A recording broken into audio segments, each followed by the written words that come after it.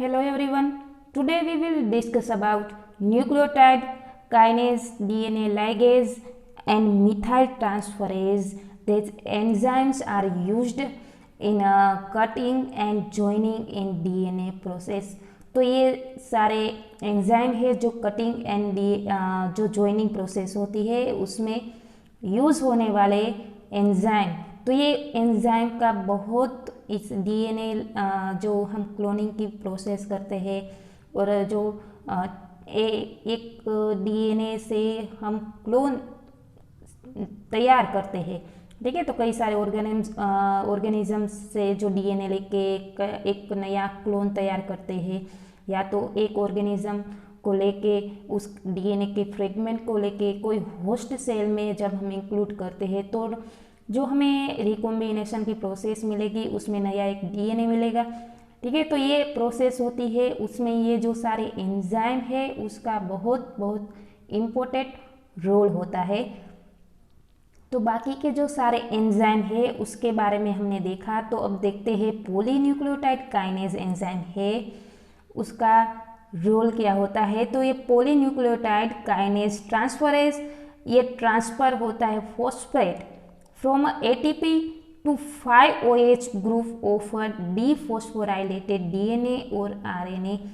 जब ये डीएनए और आरएनए में जो ये डीफॉस्फोराइलेशन की प्रोसेस होती है जो 5N ग्रुप में, तो क्या होता है, तो ये एटीपी सोर्स होता है, एटीपी के थ्रू ये प्रोसेस होती है। तो एटीपी का बहुत रोल होता है। तो ये फॉस्फेट की ये डीफॉस्फोराइलेशन की प्रोसेस होती है। तो ये डीएनए की जो प्रोसेस होती है उसमें पॉलीन्यूक्लियोटाइड काइनेज है वो ट्रांसफर होता है फॉस्फेट में, एक ट्रांसफर की तरह काम करता है, ठीक है। इट कंसिस्ट ऑफ 4 आइडेंटिकल सब यूनिट, उसमें हमें 4 आइडेंटिकल सब यूनिट मिलेंगे and it's molecular weight 34,000 Dalton, उसका 34,000 डाल्टन का मोलिकुलर वेट होता है।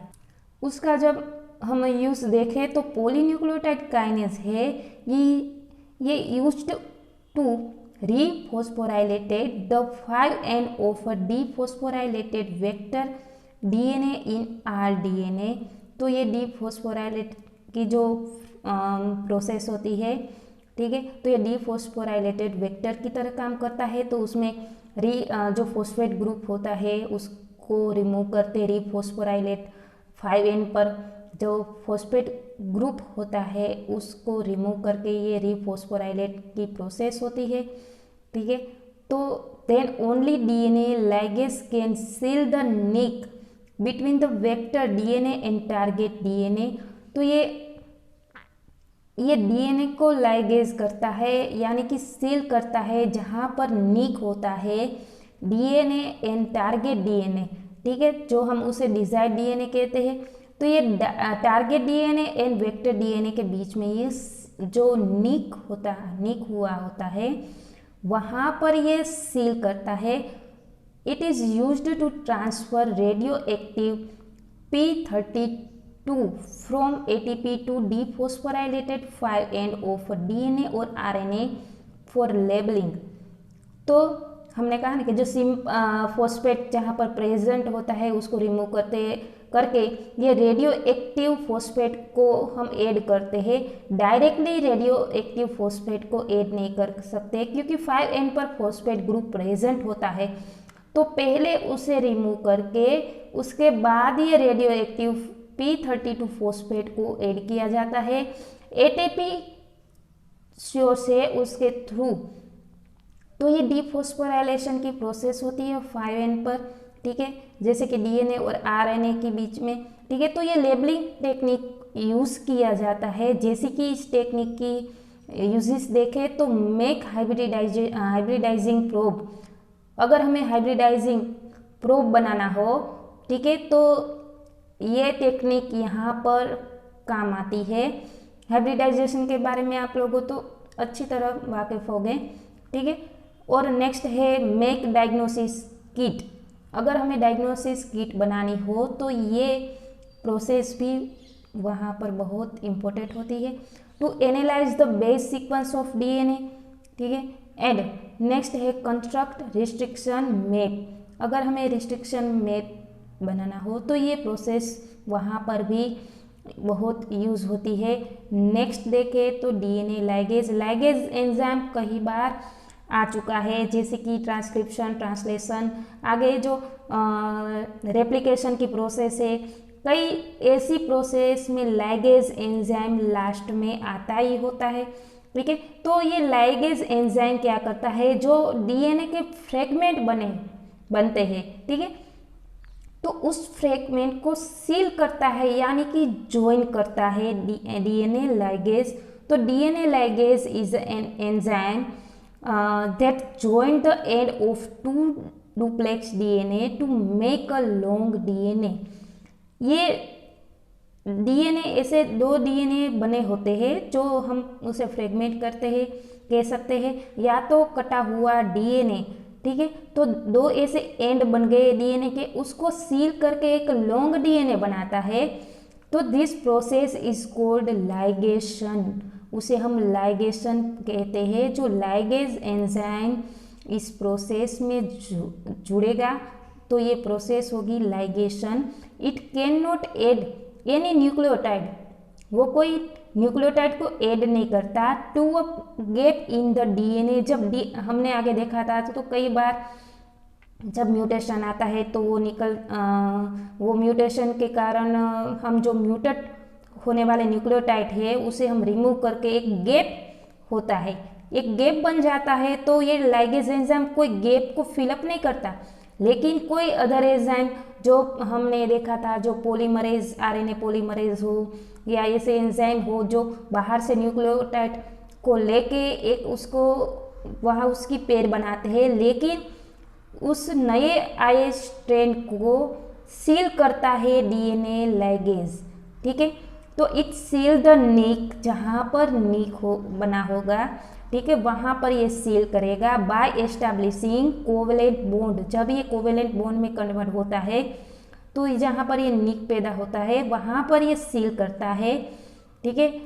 बिटवीन 5N पर PO4 ग्रुप, जब 5N पर PO4 ग्रुप प्रेजेंट होता है एंड 3OH ग्रुप भी प्रेजेंट होता है द निक, जब जहाँ पर डीएनए के फ्रेगमेंट बने होते हैं, ठीक है। हमने जो देखा था कि जो डीएनए के हम जब निक करते हैं तो उसके निक होने के कारण, मान लीजिए ये डीएनए है, उसके बीच में ये निक हुआ, ये 5 प्राइम से 3 प्राइम की चेन है। अब ये यहाँ निक हुआ तो एक डीएनए से दो डीएनए बन गए, तो ये 5 प्राइम से 3 प्राइम बन जाएगा और ये 5 प्राइम से 3 प्राइम, यानी कि एक डीएनए से दो डीएनए के बन गए, तो 5 प्राइम से 3 प्राइम एंड 5 प्राइम से 3 प्राइम, ठीक है।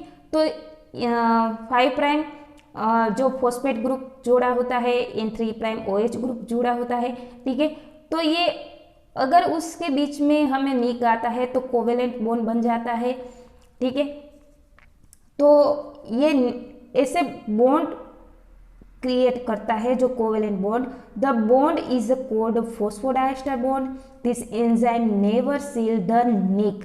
अब ये जो 5 प्राइम पर ये जो फॉस्फोडाइस्टर बॉन्ड है उसे को कभी भी ये सील नहीं करता जहाँ पर निक होता है। If this is a no 5POH group और इफ 1 और मोर न्यूक्लियोटाइड इज मिसिंग, जहाँ पर अगर ये 5 प्राइम की बात करें तो यहाँ पर न्यू स्ट्रैंड आया है, ठीक है, लेकिन यहाँ पर कोई न्यू न्यूक्लियोटाइड नहीं आया है।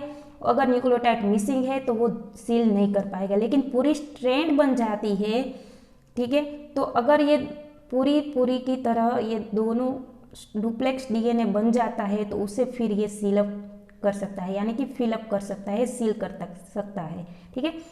तो DNA ligase isolate from E. coli required ATP and NAD plus for enzyme activity। तो ये DNA ligase है। जब हम E. coli की बात करें तो जब लाइगेशन की प्रोसेस होती है तो उसमें ATP and NAD की रिक्वायरमेंट, यानी कि उसे एंजाइम एक्टिविटी में ज़रूरत होती है। तो however DNA ligase of lambda T4 phage, तो ये डीएनए लाइगेज है जो lambda T4 phage required ATP alone to catalyse की जो प्रोसेस होती है, ठीक है, कैटेलाइज के थ्रू ये बिलोंग करते हैं। तो ligation the enzyme is called T4 DNA ligase. It is 68,000 dalton in molecular weight, 68,000 dalton उसका मोलिकुलर वेट होता है। It has the ability to join cohesive and blunt ended DNA fragment. अब ये जो डीएनए के जो फ्रेगमेंट बने, उसको दो टाइप में डीएनए के फ्रेगमेंट बने थे, ठीक है, जो कोहेसिव यानी कि स्टिकी एंड ब्लूट एंड, ये दोनों को ज्वाइन करने में एबल होता है। So it is being used in genetic engineering, ठीक है, तो ये जेनेटिक इंजीनियरिंग में बहुत यूजफुल होने वाले एंजाइम है टू ज्वाइन ब्लूट एंडेड डीएनएज, जो ब्लूट एंड को ज्वाइन करते हैं, ठीक है।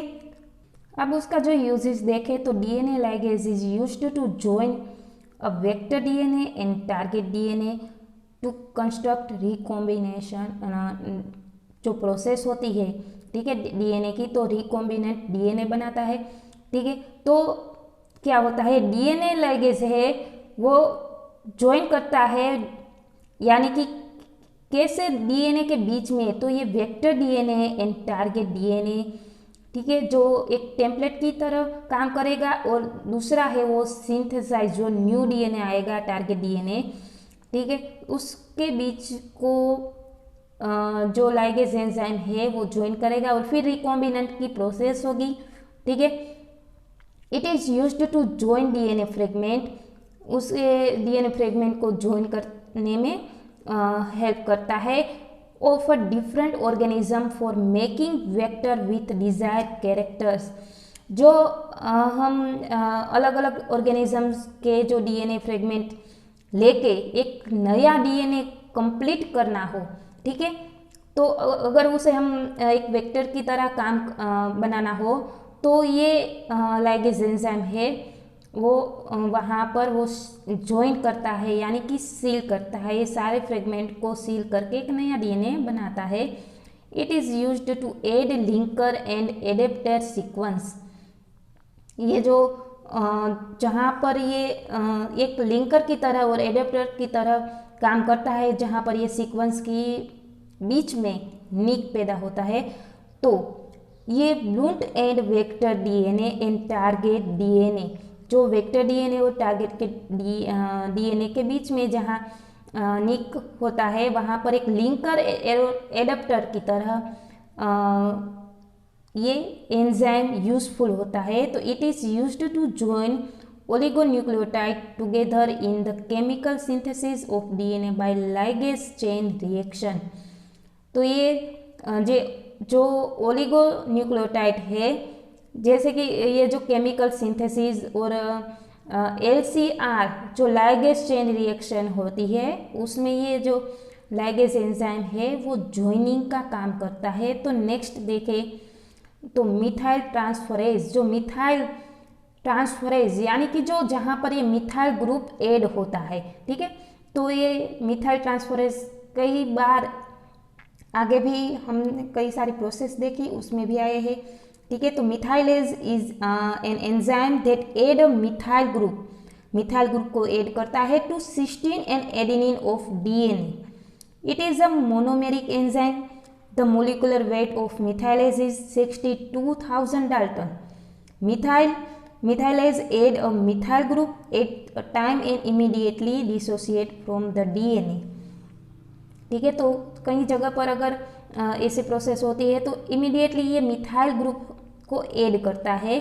It protect the DNA, protect करता है from activity of restriction enzyme, ठीक है। तो रिस्ट्रिक्शन एंजाइम की जो एक्टिविटी होती है वहाँ पर ये प्रोटेक्ट करता है डीएनए को।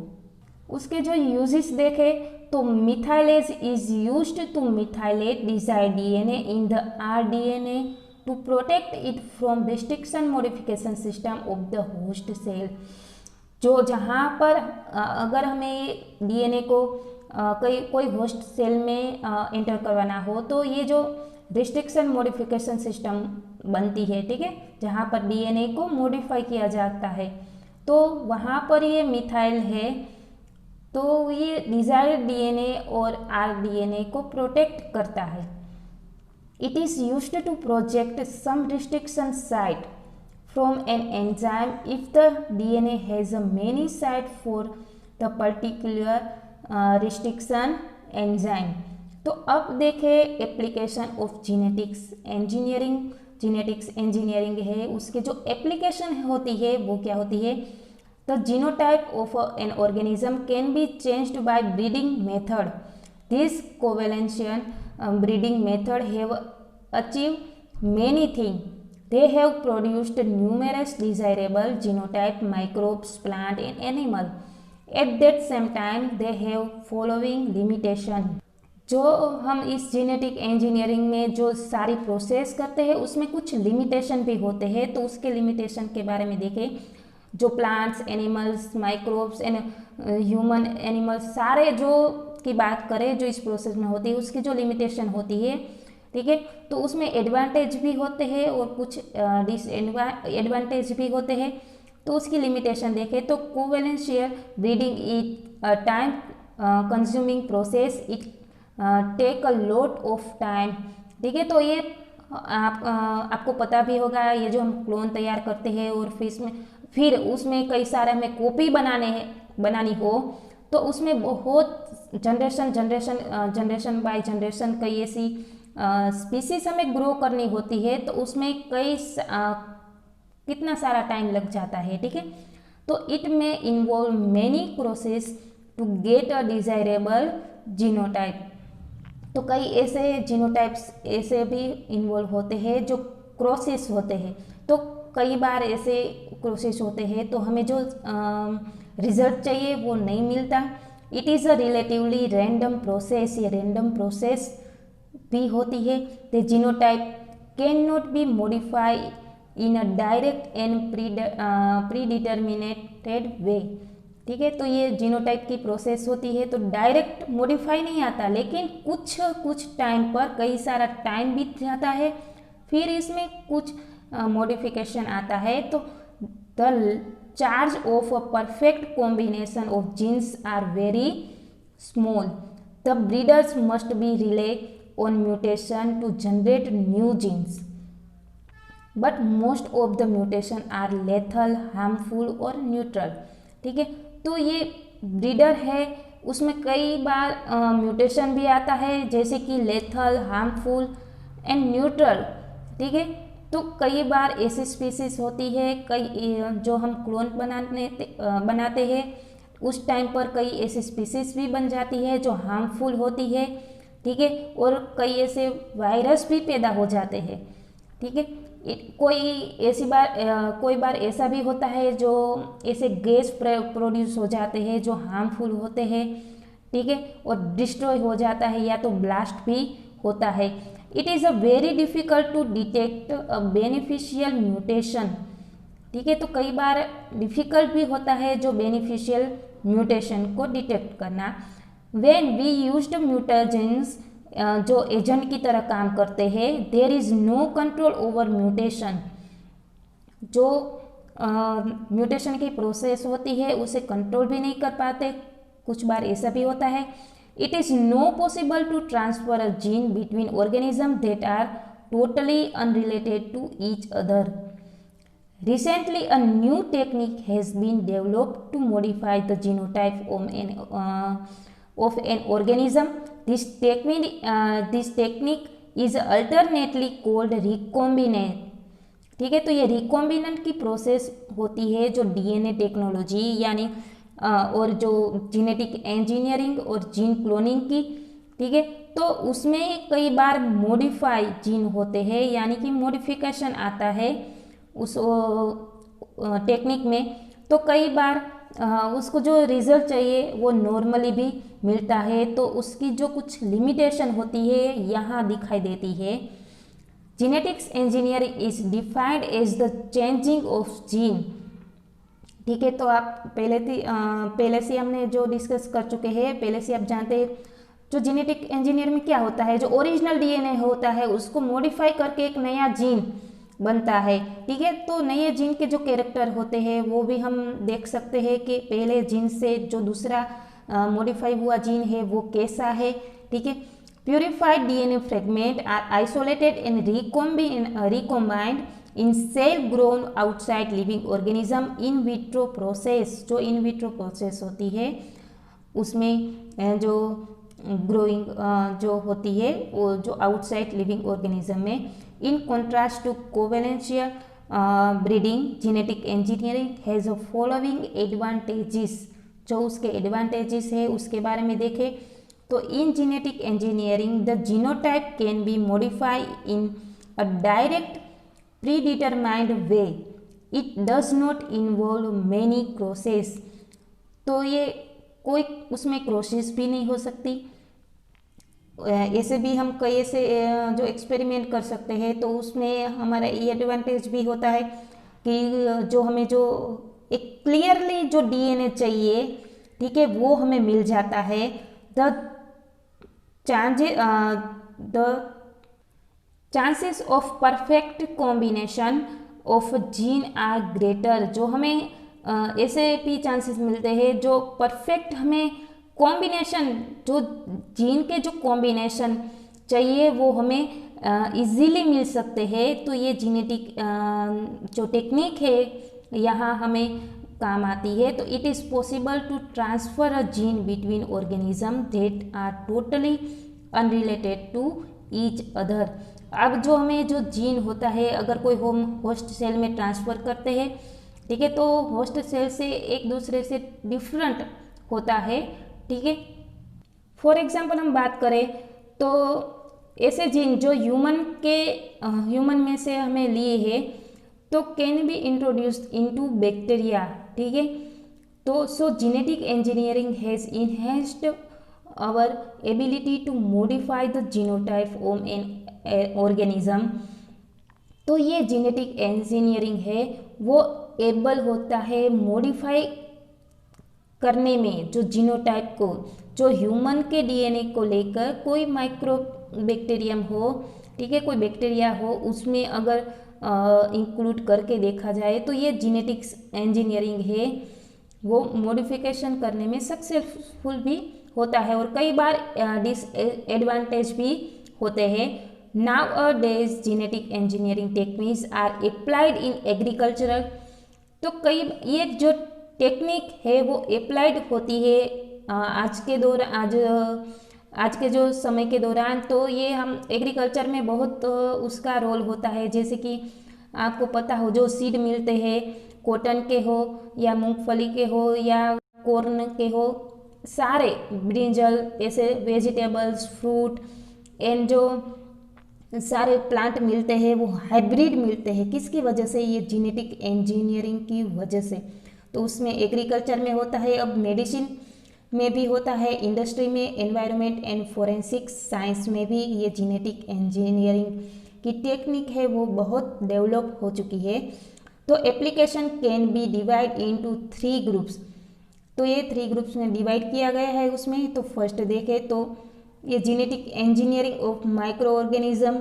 ठीक है, तो पहला एक यूनिट बनता है, ठीक है, जो ग्रुप है वो माइक्रो ऑर्गेनिज्म है। जेनेटिक्स जो इंजीनियरिंग है वो माइक्रो ऑर्गेनिज्म पर भी काम करता है। And genetics engineering of plant, यानी कि जो सारे प्लांट के डिजीज या जो बैक्टीरिया उसके जो सारे जो फ्रूट्स एंड उसके जो फ्लावर्स कैसे ग्रो होते हैं, ठीक है, उसकी जो क्वालिटी यानी क्वांटिटी भी बढ़ाना हो तो ये जेनेटिक्स इंजीनियरिंग में जो बहुत बड़े ये जो जेनेटिक इंजीनियरिंग है उसमें बहुत बड़ा रोल होता है।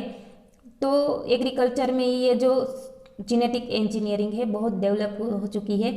ठीक है, एंड जो थर्ड है genetic engineering animals and human health care. ठीक है, तो एनिमल्स एंड ह्यूमन्स के जो हेल्थ केयर है यानी कि जो हम के मेडिसिन में डेवलप हो चुकी है। ठीक है, तो ऐसे एनिमल एंड ह्यूमन में होने वाले पैथोजन जो डिजीज़ कोज करते हैं, आपको पता हो जो कोलेरा हो, ठीक है, जो प्लेग, ऐसे कई सारे ऐसे खतरनाक डिजीज़ थे, उसकी जो वैक्सीन नहीं थी।